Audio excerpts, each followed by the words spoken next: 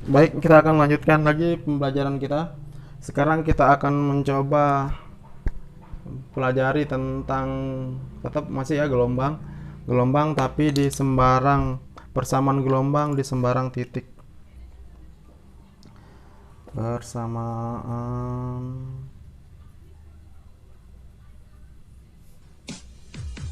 gelombang Bilang bos, hai.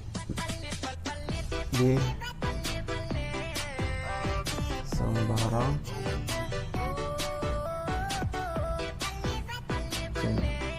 Nah, apa maksudnya persamaan gelombang di sembarang titik? Nah, misal ini, saya punya gelombang. Nah, gelombang. Nah, oke. Saya ingin mencari simpangannya di sini. Nah, di titik ini kan sembarang ini. Nah, ini saya ingin mencari persamaannya di sini. Ini. Nah, oke. Persamaannya di sini. Jadi di sini kita harus tahu ini. Ini sampai sini. Ini namanya x. Nah, x ini antara jarak simpangan itu terhadap pusat gelombang. Oke. Nah, sekarang kita akan cari tahu. Nah, gelombang ini bergerak ke sana dulu. Soalnya beda nanti rumusnya kalau dia bergerak ke kiri. Nah, oke.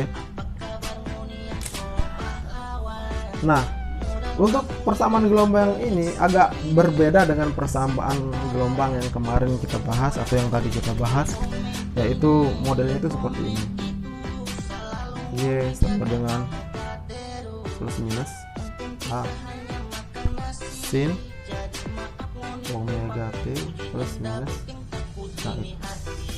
Oke. Nah, sekarang apa bedanya? Kenapa ada plus minusnya? Kok makin ribet? Bukan makin ribet, tapi memang makin mudah serius. Kalau kalian, saya rasa pasti bisa mengerjakannya. Nggak tahu deh kalau yang lain, karena saya tahu kemampuan kalian itu orang yang sangat pintar. Oke ya.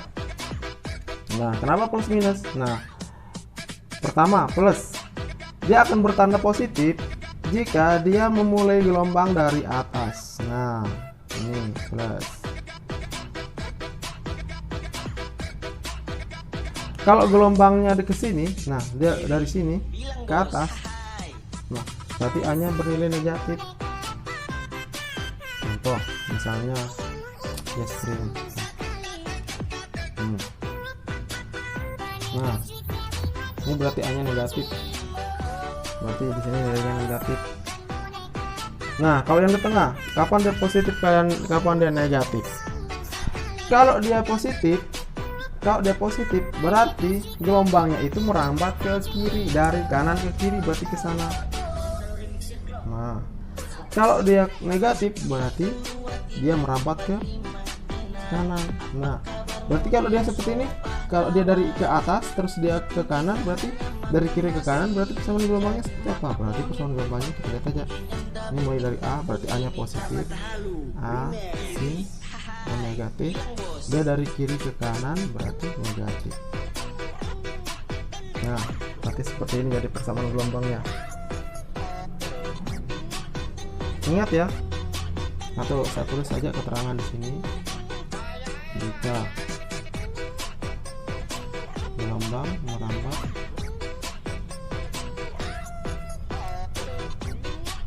dari kanan ke kiri, kalau dia negatif, hai. Bilang bos. merambat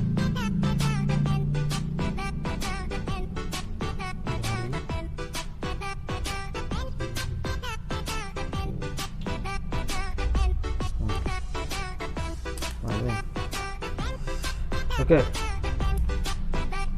Tandanya positif jika gelombang merambat dari kanan ke kiri. Tandanya akan negatif jika gelombang merambat dari kiri ke kanan.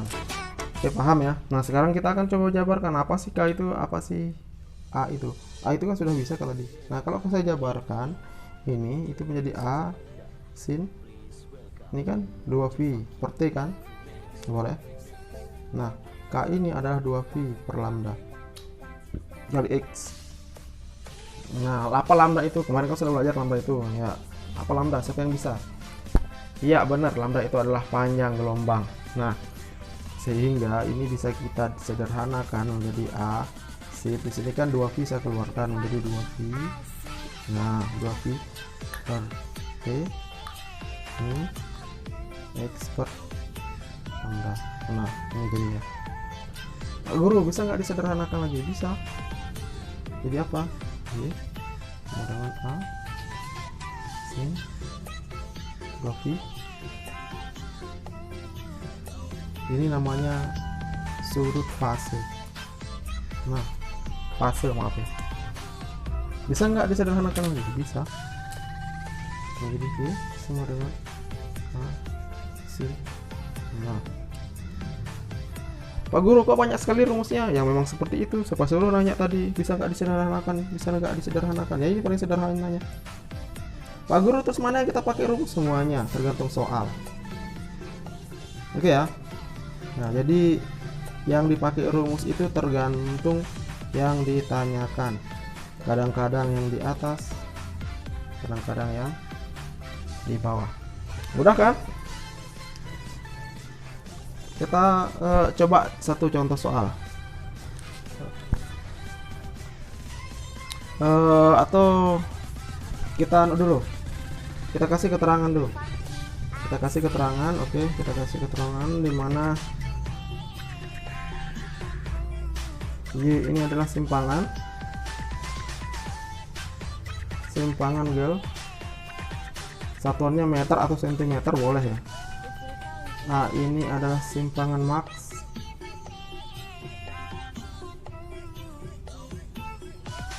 Satuannya juga boleh sentimeter, boleh meter. Apa yang belum? X. X ini jarak. Jarak titik.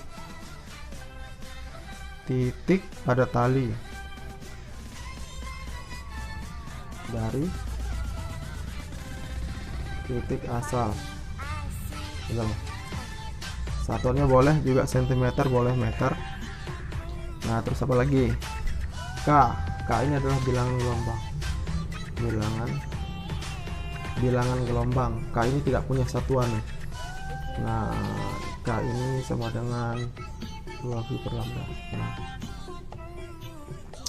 apa lagi? T kalian sudah waktu, T itu waktu. Ini skon boleh. Pergi.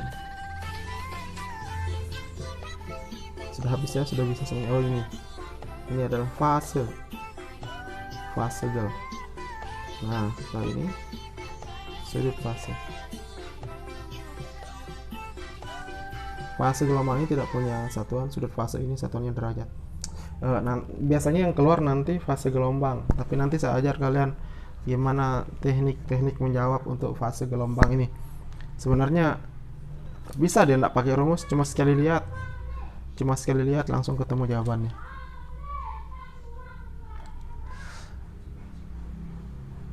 Oke, kita lanjutkan ke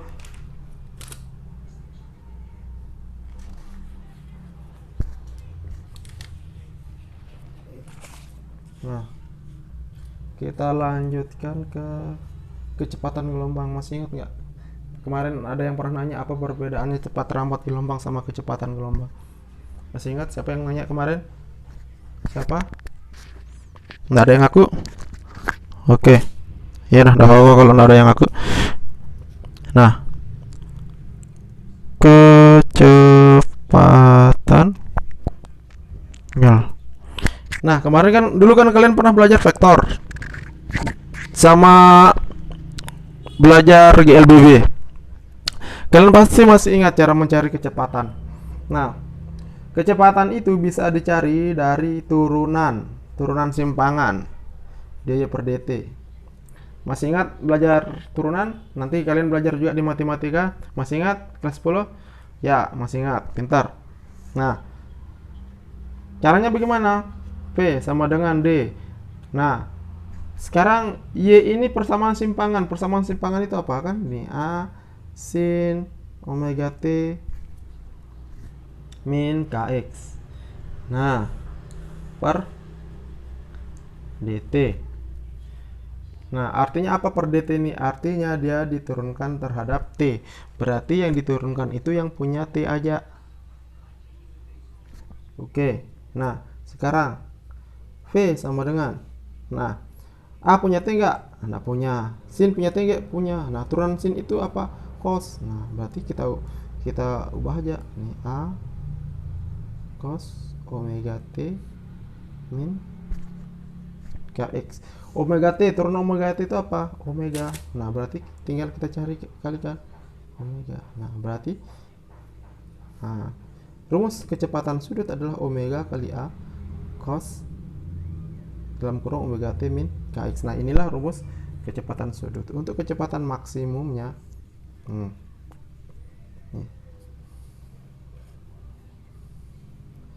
oke, untuk kecepatan maksimum nilai cos tertinggi itu berapa? 1. Nah, berarti nilai untuk mencari kecepatan maksimum nilai cos ini harus 1. Berarti 1 kali omega kali a, berarti omega kali a. Nah, inilah untuk kecepatan. Nah, terus sekarang percepatan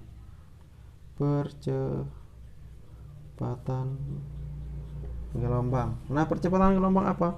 Turunan dari kecepatan. Berarti a sama dengan dv per dt. Berarti a sama dengan d sama dengan omega kali a cos omega t min kx. Nah, ini gitu. Kalau kalian tidak bisa turunan, bisa kalian tanya guru matematika atau bisa tanya saya nanti pas masuk. Nah, memang turunan sama ada namanya integral itu harus dijelaskan secara khusus itu karena ada materinya di matematika. Nah, seharusnya kalau persyarat untuk belajar yang ini harus bisa turunan sama integral. Itu syaratnya. Nah, tapi walaupun kalian tidak belajar, silahkan kalian buka referensi buku, kalian cari di internet atau di buku, atau bisa tanya guru-guru terdekat atau kakak kalian yang belajar atau yang jurusan matematika. Bisa juga sih yang nanya di IPS, siapa tahu pernah belajar integral itu. Oke, integral itu turunan. Nah, sekarang nggak ini. Nah, caranya gimana? Tulis saja. Nah, ini ngandung T nggak yang ini? Karena dia tidak ada T, tulis saja langsung V kali A. Cos ini ada T nggak? Ada, karena ini dia menyambung sama omega T ini kan, cos kali omega T. Berarti dia punya T. Berarti cos, turunan cos itu berapa? Apa? Min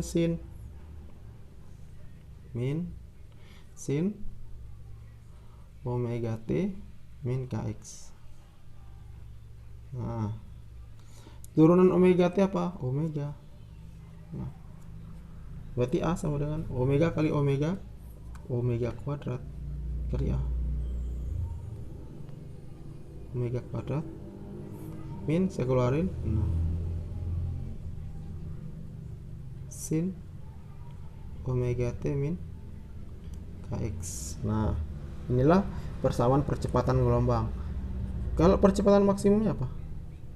A max. Berarti maksimum nilai sin itu berapa? 1. Berarti 1 kali ini, berarti V kuadrat ya. Nah, inilah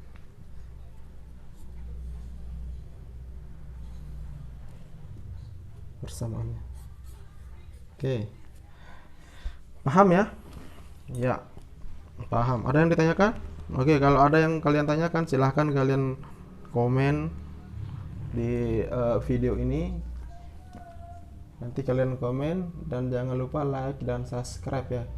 Kalian tonton sampai akhir biar tidak gagal paham. Yang tidak punya kuota silahkan ke sekolah untuk cari wifi gratisan. Oke, sekian. Assalamualaikum warahmatullahi wabarakatuh. Contoh soalnya saya akan posting di video selanjutnya.